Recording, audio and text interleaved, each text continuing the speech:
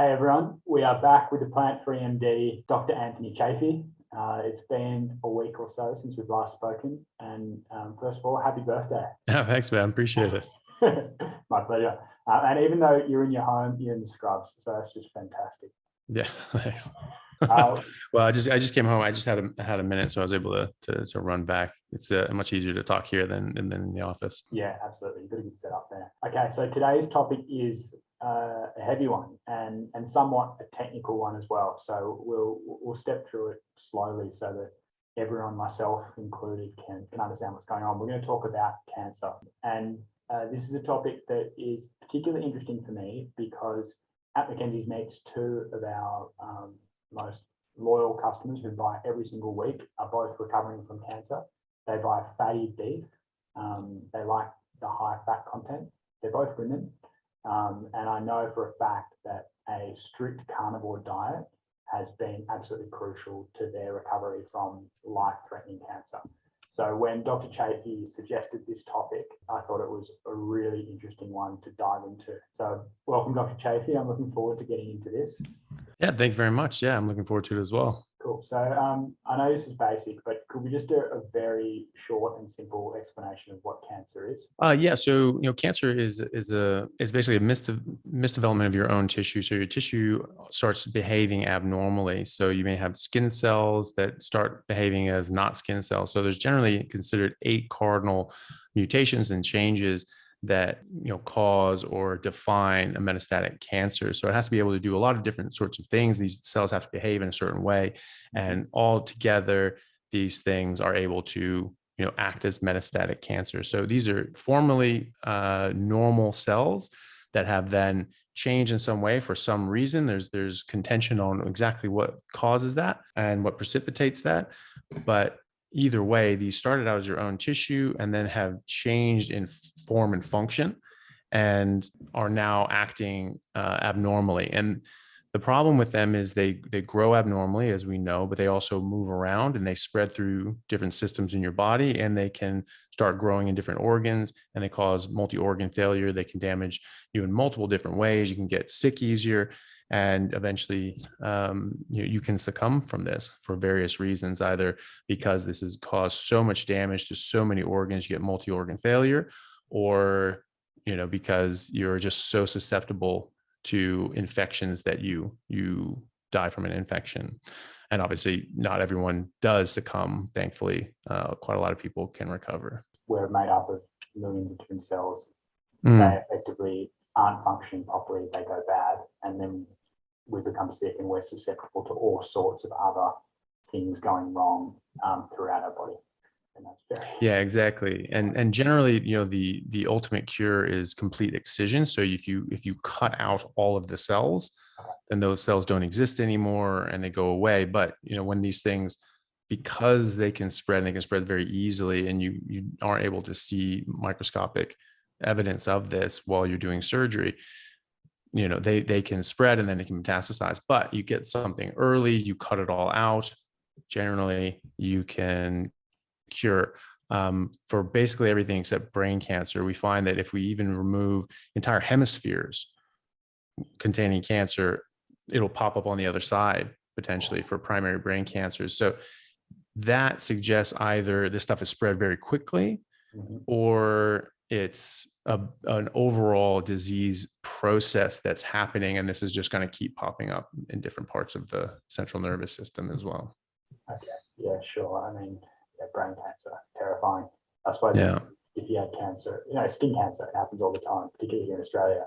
People get cut out, and often they're okay if they get to it early. So that's, okay, cool. Now I want to talk about cancer and ketogenic diets. When we spoke earlier, you mentioned that there were studies done 80 to 100 years ago into this very topic. I'm wondering if that might be a good place to start. Yeah, so there was a very famous guy, Nobel Prize winner in medicine, Otto Warburg.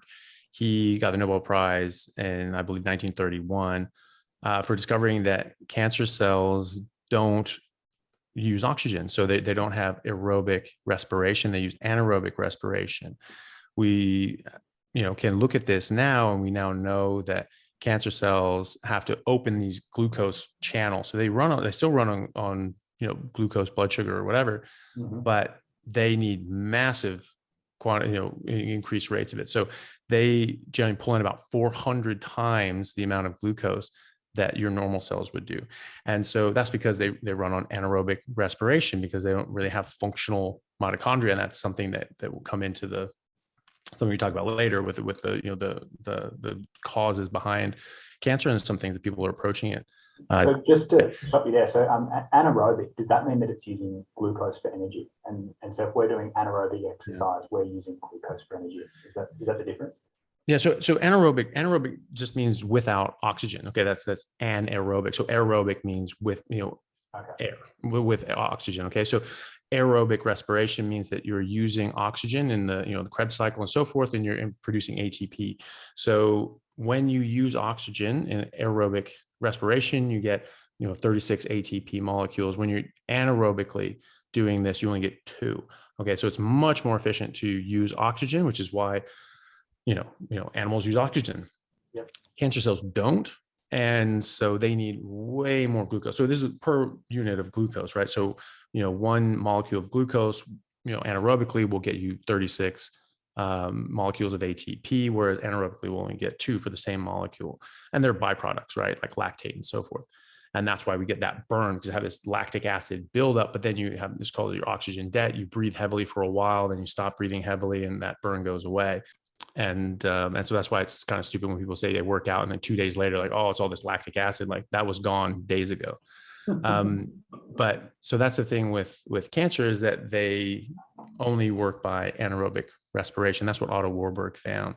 And so this is something that's come into play with the sort of ketogenic diet, because you're limiting the amount of glucose that's available to these cancer cells. So there's a guy, Dr. Thomas Seyfried, out of Boston. He's doing a lot of work, and other people as well, but he has a lot of published data, and he has a lot of talks available on the internet and YouTube and so forth, talking about this, and talking about how if you put people on a ketogenic diet and you limit the amount of glucose that's in their body, because you'll make glucose, but it will cap at a certain level.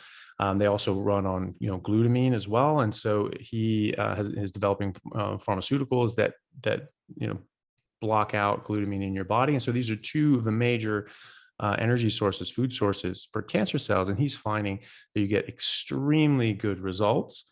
If cancer, and he's not suggesting that you forego, chemo and radiation, all the traditional things. And I'm certainly not either, but this is something adjuvantly that you can use to help yourself. And what I talk to my patients about when they always ask me, well, here are the treatments and here's everything we're going to do, but is there anything else I can do? And well, you can be as healthy as you can be. You want your body to work as well as you can, because your body and your immune system are really what's fighting this stuff off. You have people that have autoimmune disorders or are immunosuppressants, their cancer rates are way up. So our bodies are fighting this stuff off. And if you support yourself and support your body's going to support you. So yes, Dr. Seyfried has found that is quite helpful in treating cancer, and he's showing histologically. So he's taking cell samples and looking at this, and these cancers are just receding on their own. In Hungary as well, that treats people, specifically treats them with ketogenic or a carnivore diet, and they find that these cancers are really just being eliminated much faster and at a much better rate than traditional therapies alone. That was very interesting. I might just unpack that a little bit, because on one hand, we're talking about making sure that we're as healthy as possible. And you mentioned that people who've got like metabolic illness or other issues are more likely to have cancer. And then on the other hand, we're talking about restricting the glucose that the cancer cells actually feed on. So sort of coming at it from both of that, you can come at it from both those angles with the ketogenic or carnivore diet. Yeah. Which I think is very interesting. I think you also mention like irritable bowel disease and sort of gut-related gastrointestinal issues that a lot of people suffer from, and you're saying there's a correlation between those issues and cancer rates. Is that? I mean, there are, yeah. I mean, well, if you look at especially like ulcerative colitis and so forth, this is a chronic inflammatory process, and if you don't get that resolved, basically you have a 100% chance of getting colon cancer. And so quite often when people have ulcerative colitis in their early 20s, they just get a total colectomy. Ulcerative colitis, definitionally only affects the colon. And so if you remove all of that, then, your risk of cancer is eliminated. But, we know since, the 1800s with Dr. Salisbury, who was, curing these people and other autoimmune disorders such as rheumatoid arthritis and so forth, that putting people on a pure red meat and water diet, eliminates this. And we even have studies more recently showing that like an elemental diet, really like eliminating out most things and getting, a very basic diet has a better efficacy in treating ulcerative colitis and Crohn's than even steroids. So high dose steroids for acute instances of flare-ups.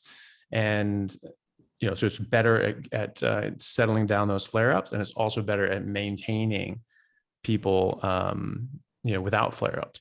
So, diet is very much involved in these sorts of things. As far as a ketogenic diet and, preventing ulcerative colitis from causing cancer, maybe, ulcerative colitis is a very devastating illness, and it's going to cause serious damage kind of no matter what you do. But if you, put people on like a carnivore diet, people are just eliminating their ulcerative colitis without the need for surgery, which is, fantastic. Same with Crohn's. And in terms of limiting the glucose that the cancer cells can feed on, so does that mean that they will effectively starve? Or what's the process that happens there? Yeah, well, it definitely slows them down. And so, they're not able to get that 400 times, glucose level that they want. And so they aren't able to grow at the speed, that they would have otherwise. And this gives your body a chance to fight these off more effectively. If this is just growing out of control, then your body's going to have a really hard time containing that. If it's more mitigated and slowed down, your body has a fighting chance. And, it gives the, chemo and radiation, a better chance to help as well. The other thing, comes into play is that there's this whole idea of like the genetic theory of cancer, where you have these genetic mutations, whether you have some sort of exposure or you have a genetic issue that makes you, more susceptible to getting genetic changes in your cells. And eventually you get all these genetic changes and you have cancer, right? And if things that are pre-cancer, they're almost there, but they're not quite there. That's being challenged by people who are arguing for a metabolic theory of cancer, where there's something, they say there's something going on in your metabolism that's actually helping to precipitate these genetic changes and the formation of cancer and the behavior of cancer. So Dr. Seyfried, again, has done different work, and other people have as well, showing that the respiration of our mitochondria, which make our ATP, which use glucose and oxygen to either respirate by aerobic respiration or anaerobic respiration, depending on what we're doing, find that these acting dysfunctionally is very much implicated in the propagation and behavior of cancer. So Seyfried did some studies looking at, because cancer cells, when you have a tumor, people think it's like, oh, this is just monoclonal. This is all the same cell, and you have this change, and all of a sudden this is a cancer cell, and that cancer cell will boom. But that's not the case, actually. You look at these different cells; they don't all have the same exact genetic changes. They have certain ones that have these markers, but they're all behaving the same, even though they have different genetics, to an extent. And so he was taking these things. He was taking the nuclei that has the DNA of these cells. He took those out and put those into a healthy cell with normal mitochondria and normal organelles, and it did not behave as cancer. But he took the mitochondria out of the cancer cells and put those into a normal cell with normal DNA and normal nuclei, and the rest of the organelles normal, and it did behave as cancer. So there's something else going on there. There have been multiple studies on the ketogenic diet that look at specifically mitochondrial respiration. And they find that on a ketogenic diet, basically just getting rid of carbohydrates and sugar and so forth, makes your cellular metabolism work a lot better. Now, I've mentioned this a lot, that I think that carbohydrates fundamentally disrupt our macro metabolism, our energy mobilization and usage in our body by increasing insulin and so forth. But it also works on a cellular level as well. And so it disrupts down to the mitochondria how our energy systems work. So it's not good stuff. And that's why I completely avoid it. But they found that in these studies that the respiration efficacy and efficiency of these mitochondria, was up to 4 times as efficient and effective. So they were working much better. But they found that you actually had more mitochondria as well, up to 4 times as many mitochondria as well. So you now have basically a 16-fold increase in the energy efficiency and metabolism of your cell. And so when you put these two things together, that you have these, dysfunctional mitochondria precipitating genetic changes and behavior and cancerous behaviors, or at least suggestive of so. And, you have a ketogenic diet that shows that you get much better cellular respiration and mitochondrial respiration and function, then you have to sort of wonder, okay, is this going to matter? So, Warburg found out that these stuff runs on anaerobic activity. So it needs massive amounts of glucose. And that's what Seyfried found. And, so if you limit the glucose, that's going to help starve out the cancer.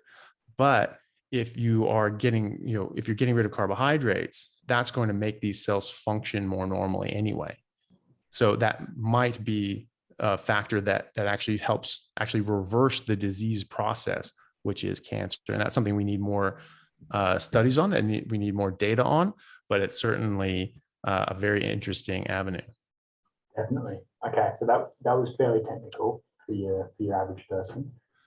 Sorry. Were we talking about, again, like both starving the cancer cells by not giving them the glucose, and then also helping our existing body cells function better because they're not receiving the carbohydrates and the glucose? Was that was it that sort of like two-pronged attack? Yeah, and also, potentially these cancer cells, can start, reversing themselves, because if their cellular metabolism starts correcting itself, it could be that they revert. I don't know. I haven't seen a study that says that. So that's a potential mechanism. The cancerous cells could revert back to being regular health. Well, potentially. I mean, I think that's a potential thing. I think that's a very important avenue for research and to look into. But yeah, the potential is absolutely there. Mm.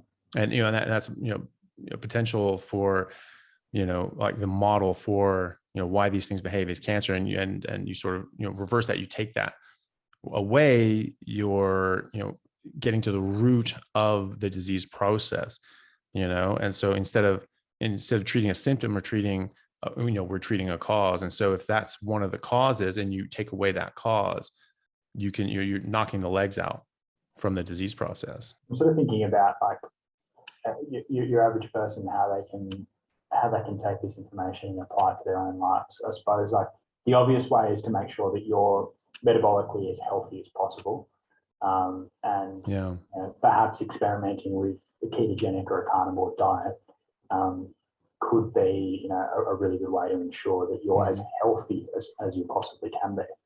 And that can be body composition, and then also just like how much energy you have. I find it's a pretty good indication of how healthy you are.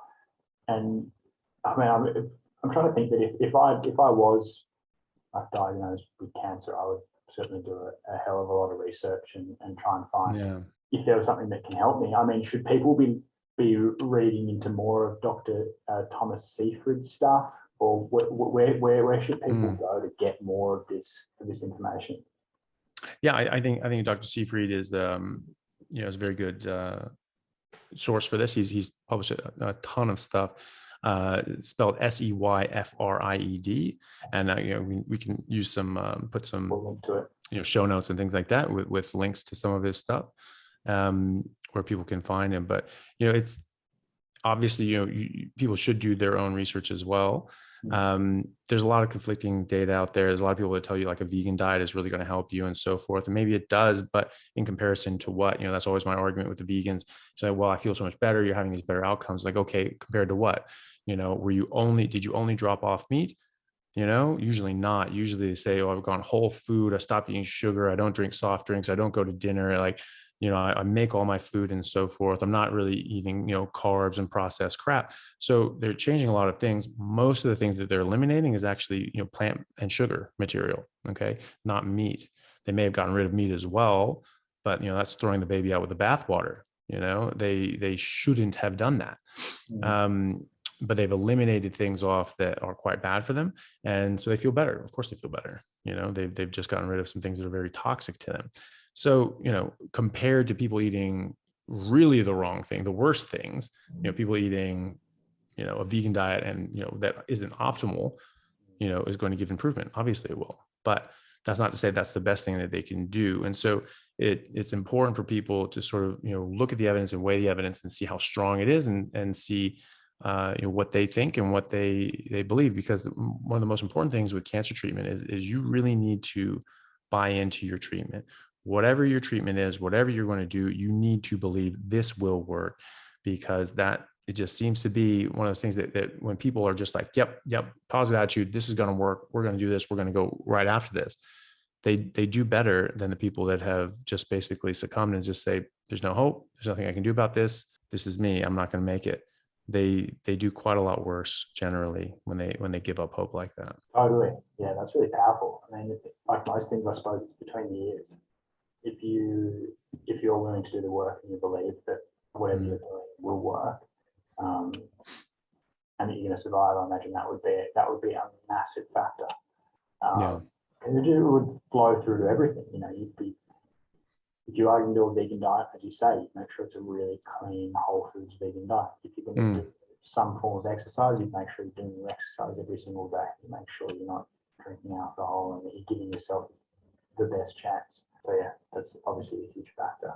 Not immediately obvious that diet plays such a role, or that even our environmental influences cause all that much of an influence on cancer rates. But if you look at the cancer rates before 1980, they were about 1/3 of what they are now in America. Okay, so something's gone up, and that's not our genetics. We haven't had enough. And your population genetics just simply don't change that quickly. So something happened in the environment that increased our cancer rates by threefold. I think that's to do with diet. That's right around the time that the USDA said that fat and cholesterol were bad for you and cause heart disease. So people stopped eating that, and they stopped eating meat along with it, because meat has fat and cholesterol. Same with eggs. And then they started eating more fruits and vegetables. We reduced our cholesterol intake by 33%, reduced red meat by 30% to 35%, and increased fruits and vegetables by 30 and 40% respectively, and grains and sugar as well, dramatically. The effects were that, among other things, the cancer rates have tripled, but also obesity rates have tripled, stroke rates have tripled, heart disease rates have tripled, type 2 diabetes increased by, 6-fold. Autoimmune disorders, Alzheimer's, Parkinson's, autism, these things all have increased exponentially. It almost didn't exist before then. The part that I find interesting is they all increased at roughly the same time. They all had this big curve up at about the same time. And so that's completely abnormal. People say it's like, oh, well, we probably just weren't, keeping track of this, but, we were keeping close eyes on these sorts of things. We've had, some of the most amazing doctors who have ever lived during that time. And a lot of these people were noticing these sorts of things and noticing these trends go up and so forth. And we're talking about it. I think another way of kind of validating it is when you look at Indigenous populations who clearly were eating a totally different diet, and then their life and their diet just goes completely off track as soon as they hit that kind of processed food era, which was the same time period, sort of halfway through the last century, when things started to go really off the boil in terms of lifestyle diseases. And they had, their disease uptick was far higher than Western Caucasian, even most Asian populations, because they hadn't been exposed to these sorts of foods for as long as we have. People from European descent and so forth have had the agricultural revolution around 8,000 years ago. So we have some defenses, but they're not complete, and so we still get these problems from eating species inappropriate diets, but they get a far more dramatic impact. And so this is why in medicine in Australia, you basically consider a native person's age to be 20 years older than it is. If their sticker says 40 years, you just treat them as you would someone who is 60, because that's probably the problems that they're going to have is that of a 60-year-old. That doesn't need to happen. And when you go back to your, when they go back to their, nutritional roots and they start eating traditionally, as many still do, they reverse those problems. They reverse them. It's not just that they slow them down or stop them. They reverse them. They go away. And there is something that, if we can, increase it, if we can triple the rates of cancer, then, we figure out what that is. We can, slash it by 2/3 quite easily, as long as we recognize that what that is. I think that it's dietary related. I think that's, looking at the data and looking at what happened and the timing of it all, I think that is the most likely culprit. But it is something happened. And, if we identify that and get rid of it, we'll be in much better shape. The other thing is, people say that, just on the subject of cancer, people talk about how, well, red meat causes bowel cancer. And it's like, no, it doesn't. That was a really crappy epidemiological study that only showed an 18% increase in correlation. Again, is not causation. And these epidemiological studies, they're meaningless unless you get at least a doubling, like a 200% increase in correlation. Again, correlation. This didn't even have that. It didn't even meet, didn't even get on the radar, but people latched onto that. And they've just been repeating this for so long that just, people who haven't actually looked into this are just doctors as well. I hear, colorectal, surgeons talking about, oh, you got to avoid red meat. It's like, no, you don't. These epidemiological studies have been redone because there's a lot of confounding factors, and, they weren't great studies, and they cherry picked out which, data sources they wanted to use very, unscientifically. And when these things were redone, they didn't even find a correlation. They didn't even find any increase in bowel cancer rates or any other kind of cancer rates, well, with red meat or any other kind of meat. So there isn't even a correlation between eating meat and red meat and cancer, especially bowel cancer. Then there are a ton of other studies as well, looking at different aspects of this. So, people that have higher, there was a study I saw that people that had higher LDL cholesterol had much lower all-cause mortality, and specifically breast cancer rates and breast cancer mortality. So it's multifactorial. There's a lot of things that go into it, but all roads lead to Rome. And you have higher cholesterol, you have less carbohydrates, you have better cellular metabolism, you have better macro metabolism. These are all getting you back into your natural state that you would be in if you were on a high fat carnivore diet, or even a ketogenic diet. But carnivore, I would argue, is much better, because you're getting rid of all plant toxins and so forth. This is just how our bodies are supposed to run. And when we start eating things that aren't good for our bodies, it throws a wrench in the gears, and our bodies start working abnormally. Cancer is our body working abnormally. Now, you can have people that have genetic conditions, and they just are going to get cancer no matter what you do. You get babies being born with brain tumors. That's awful. But the ones outside of that, are preventable. There are preventable cancers. Then, we know that, there's a whole bunch of different things, smoking and so forth. Even then, when the babies are born with cancer or major issues like that, it's likely that there's some sort of environmental impact that's going on there, whether it's radiation or whether it's poor nutrition from their mother or what have you. It's, I can't imagine that's something that would occur naturally in a very sort of primitive environment. No, I don't think so either. I think that there are going to be some cases you're going to get some de novo mutations and problems that you can have, and then that baby dies and doesn't pass that gene on. So you get, a once off fluke that the fetus didn't develop properly and had these severe problems. That can happen.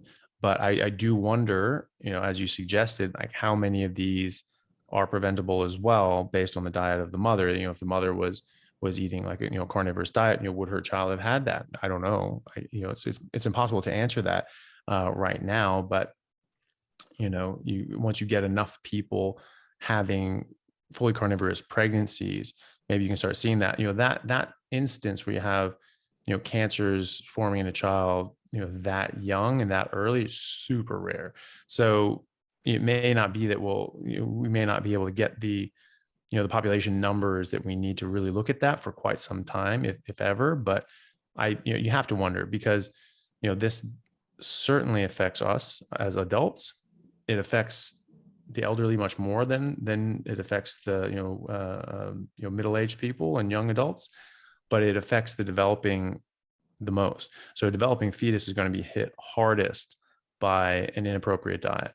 And you can only wonder what we all would have been like if we had all developed as carnivores. And I think a lot of the tragic early childhood issues could have been avoided. Obviously, not all of them, but it's you do have to wonder how many of these would have been prevented or preventable.